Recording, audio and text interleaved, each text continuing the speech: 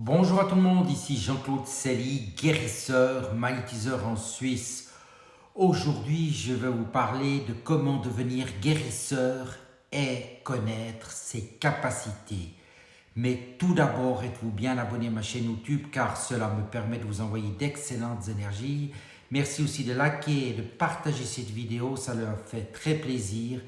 Et sous ces dernières, vous trouverez naturellement des liens utiles comme mon site internet ainsi qu'un numéro de téléphone pour me contacter.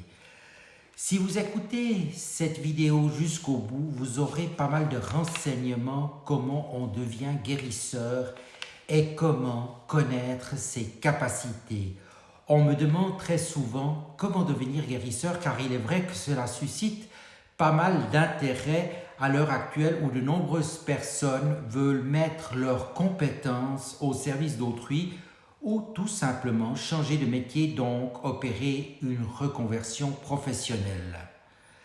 Les guérisseurs de naissance, comme je le suis, et qui ont par conséquent des capacités pour apporter soit le bien-être, la guérison suivant les cas, et qui ont pris conscience de leurs facultés avec les années, ce qui leur permet d'apporter une aide précieuse aussi bien aux personnes qu'aux animaux.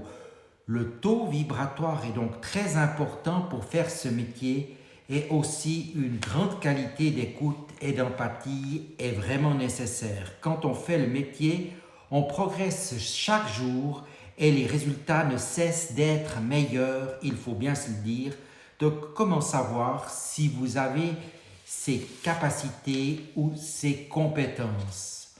En général, on a des ressentis et on a déjà vu certains résultats en aidant des proches de sa famille. Par exemple, si l'on n'est pas sûr au début si c'est vraiment la bonne voie pour nous, il est judicieux de consulter aussi un médium pour obtenir un éclairage supplémentaire sur les capacités ou dons selon certains. Mais attention, si vous avez réellement des capacités qui sortent de l'ordinaire, ce qui est assez peu courant, vous pourrez certes apporter une grande aide à de nombreuses personnes, mais vous devrez en principe être aussi très disponible sur vos horaires et votre emploi du temps par conséquent.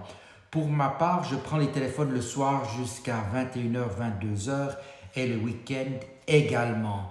Les horaires du bureau sont vraiment trop limitatifs pour ce genre de métier. Ensuite, si vous décidez de vous lancer dans cette profession qui est également une vocation, il faut bien vous le dire, vous devrez le faire quasiment à plein temps. Je m'explique, vous ne ferez certainement pas que des guérisons ou des soins pour tous les jours ou etc. Mais cela sera votre activité principale. Évitez donc d'avoir un ou deux boulots dans d'autres domaines car vous vous disperserez et vous serez beaucoup moins connecté, ce qui vous empêchera de bien faire votre métier qui deviendra sans doute votre passion. Par contre, faites des séminaires, des stages ou dispensez des conseils dans votre domaine sera très porteur et si vous êtes vraiment réellement inspiré, vous pourrez écrire un livre. Mais sachez que de très nombreux livres existent déjà et que très peu de gens peuvent vivre grâce aux livres. Il faudrait écrire régulièrement des best-sellers et cela est le cas de très peu de personnes. Mais cela vous permettra au moins d'être visible et d'apporter quelque chose de nouveau. Raconter sa vie ou simplement transmettre des canalisations ou des expériences apporte pas beaucoup dans un livre à mon sens, car ces domaines ou ces sujets sont généralement très largement diffusés. Si vous voulez mettre toutes les chances de votre côté et pour autant que vous ayez de réelles capacités, j'entends par là des connexions médiumniques, donc avec des guides, des aides de lumière, des saints, le divin, l'univers et j'en passe.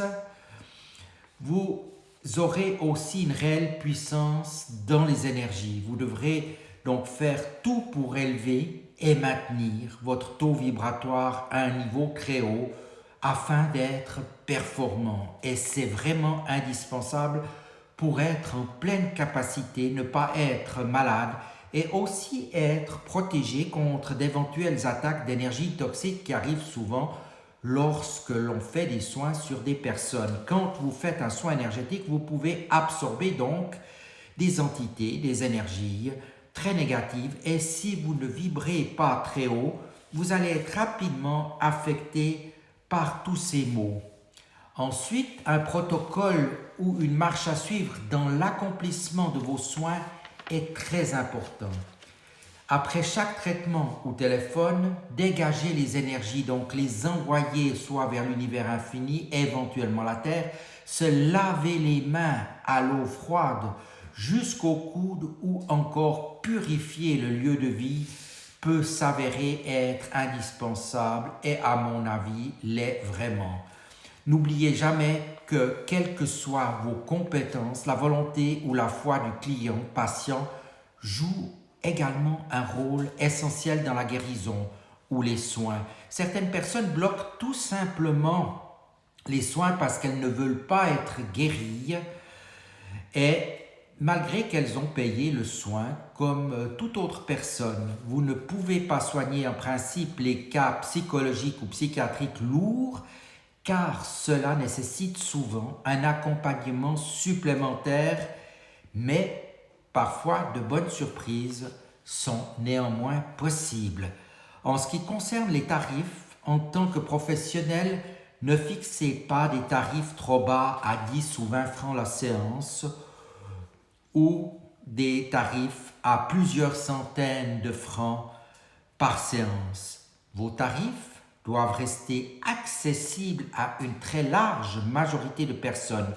Je recommande de pratiquer le même tarif pour tout le monde car cela évite des problèmes et des jalousies car on ne vous dira pas toujours la vérité sur les moyens financiers. Il y a des gens très riches qui arrivent très bien à pleurer et des plus pauvres qui paieront sans rechigner ce qu'ils vous doivent. Chose importante, faites-vous également payer toujours à l'avance et ne tenez pas compte de promesses. Si ça marche, je vous donnerai plus car si ça fonctionne bien, je suis prêt à vous donner tout ce que j'ai. Cela ne marche pas et cela ne fonctionne pas selon ce principe. Quand le paiement est fait d'avance, il arrive déjà souvent, en ce qui me concerne, que mes guides agissent déjà sur la personne avant que j'aie fait quoi que ce soit. Et cela montre très bien que notre client est aussi déterminé à aller de l'avant concrètement. Donc, c'est extrêmement positif sur la suite de la démarche, des énergies, des soins et des êtres de lumière qui interviennent pour apporter les soins ou la guérison. Si vous désirez connaître une partie de vos dons, je fais pour ma part des consultations par téléphone ou en séance de coaching et cela revient à peu près à 100 ou 200 francs de l'heure. Si vous prenez une fraction d'heure par téléphone, cela vous reviendra moins cher. N'hésitez donc pas à me contacter. Je peux aussi vous dire que lorsque vous faites le métier de guérisseur, vous serez sans cesse à la recherche des meilleurs moyens d'apporter de l'aide aux autres. Vous développerez vos méthodes à l'aide de perception médiumnique, donc avec le monde subtil, les aides de lumière. Pour ma part, j'utilise également des pierres semi-précieuses, des bougies, des pendules lorsque je fais les demandes de guérison. La musique et les sons peuvent également apporter une grande aide. N'hésitez donc pas à faire de la publicité non plus sur les réseaux sociaux, sur un site internet, dans les annuaires professionnels en ligne et dans la presse, car au début, vous aurez probablement pas énormément de clients et le bouche à oreille prend un certain temps, donc cela ne sert à rien d'attendre 10 ans avant d'avoir une clientèle régulière. Je peux aussi vous recommander d'accepter plusieurs moyens de paiement possibles, tels que l'argent liquide, Twint pour la Suisse, PayPal ou par virement bancaire par exemple.